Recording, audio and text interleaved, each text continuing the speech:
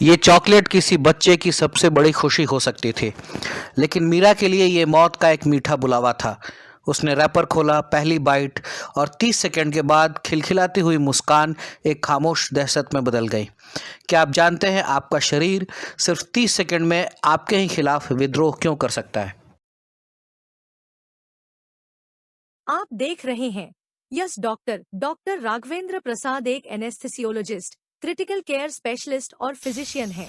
वे 20 वर्षों से इस क्षेत्र में कार्यरत हैं और उन्हें एम्स, नई दिल्ली सहित कई संस्थानों में काम करने का व्यापक अनुभव है। Subscribe and press the bell icon to stay updated with our latest health tips and advice. मिलिए मीरा और उसकी माँ सुनीता से। मीरा बाकी बच्चों की तरह है, लेकिन एक चीज़ उसे अलग बनाती है। उसे मूंगफली से होने वाला एनाफाइलैक्सिस है, एक तरीके की एलर्जी। ये कोई सामान्य एलर्जी नहीं है, ये एक जानलेवा आपातकाल है जहां शरीर की प्रतिक्रिया इतनी तेज हो जाती है कि सांस की नली बंद हो जाती है, ब्लड प्रेशर खतरनाक तरीके से गिर जाता है। सुनीता अपनी बेटी के लिए एक चलती फिरती सुरक्षा दीवार है।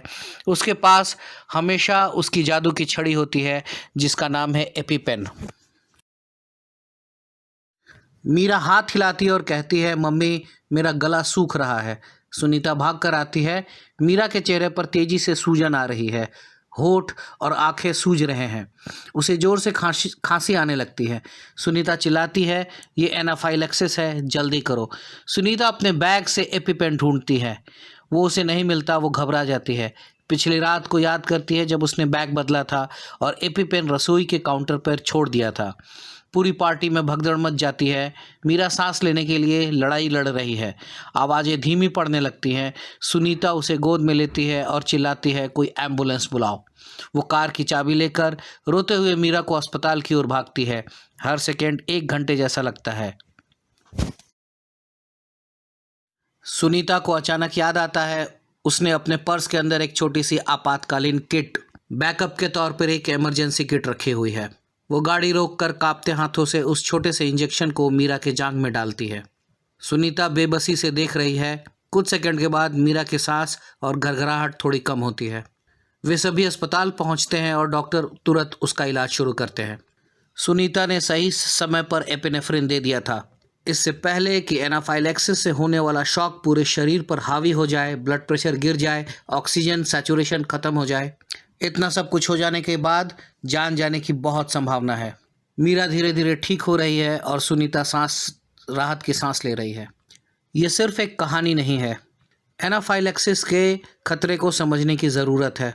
आज मीरा बच गई क्योंकि उसने दूसरी किट रखी हुई थी, लेकिन हर कोई इतना भाग्यशाली नहीं होता है। ज़रूरी बात यह है कि किसी भी खाने से या किसी भी तरीके की दवाई से एनाफाइलैक्सिस का रिएक्शन हो सकता है।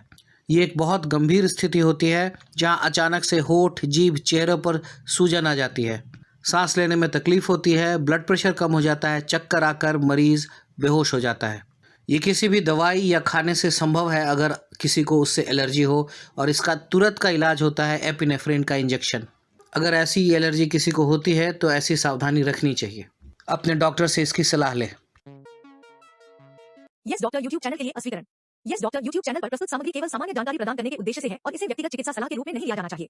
हम सटीक और अद्यतन जानकारी प्रदान करने का प्रयास करते हैं, लेकिन यह सामग्री केवल पोस्टिंग की तारीख तक की जानकारी को दर्शाती है और चिकित्सा विज्ञान में हाल के विकासों को शामिल नहीं कर सकती। इस चैनल पर दी गई जानकारी पेशेवर चिकित्सा सलाह, निदान या उपचार का विकल्प नहीं है। दर्शकों को चिकित्सा निर्णय लेने के लिए केवल इन वीडियो की सामग्री पर निर्भर नहीं होना चाहिए। कृपया अपने स्वास्थ्य के बारे में निर्णय लेने, नए उपचार शुरू करने या मौजूदा उपचार बंद करने से पहले हमेशा एक योग्य स्वास्थ्य सेवा पेशेवर से परामर्श करें। यस डॉक्टर और इसके निर्माता इन वीडियो में दी गई जानकारी के आधार पर लिए गए निर्णयों या की गई क्रियाओं के लिए किसी भी प्रकार की जिम्मेदारी से इनकार करते हैं। हमारी सामग्री देखने के द्वारा आप सहमत होते हैं कि यस डॉक्टर और इसके निर्माता जानकारी के उपयोग या दुरुपयोग से उत्पन्न किसी भी परिणाम, हानि या प्रतिकूल प्रभाव के लिए जिम्मेदार नहीं है। व्यक्तिगत चिकित्सा सलाह और मार्गदर्शन के लिए कृपया एक लाइसेंस प्राप्त स्वास्थ्य सेवा प्रदाता की सहायता लें। हमारी जिम्मेदारी से शिक्षित और सूचित करने के उद्देश्य को समझने और समर्थन करने